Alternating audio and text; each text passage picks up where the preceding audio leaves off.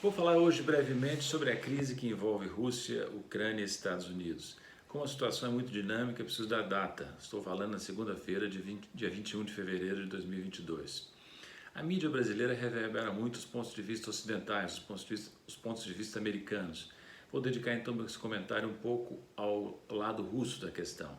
A Rússia enfrenta desde os anos 90 uma expansão da OTAN, da NATO, North Atlantic Treaty Organization, Organização do Tratado do Atlântico Norte. Os americanos e os outros membros da NATO se aproveitaram da fragilidade da Rússia, sobretudo no período Yeltsin, onde a Rússia tinha um presidente muito fraco, estava passando por uma crise muito intensa, para expandir progressivamente a OTAN, NATO, para países que antes pertenciam ao bloco soviético e até mesmo para países que integravam a antiga União Soviética. Por exemplo, os países bálticos, Lituânia, Látvia e Estônia.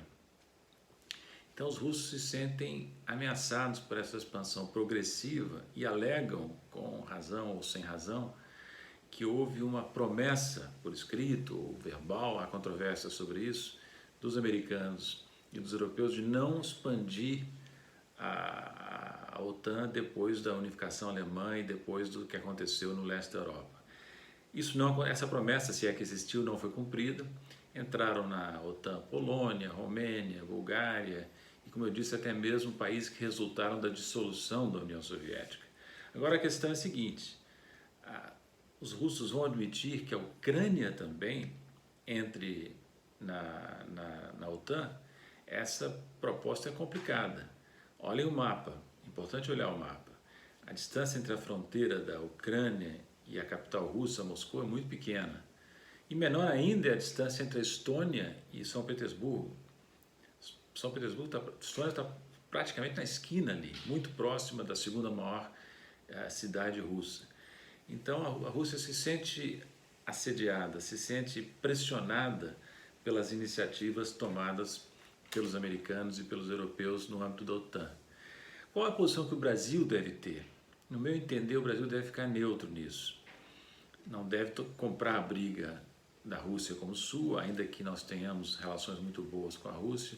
Também não vamos comprar a posição americana, ainda que nós tenhamos relações positivas com os Estados Unidos também.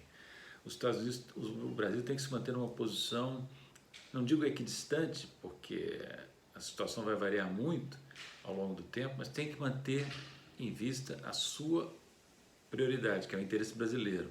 A nossa posição talvez tenha que ser parecida com a que a China vem adotando. E olha que a China tem uma proximidade muito grande com a Rússia. A China não aceita que a integridade territorial da Ucrânia seja ameaçada, tem dito isso expressamente, inclusive nos últimos dias, mas também critica a expansão da OTAN de forma ameaçadora para a Rússia.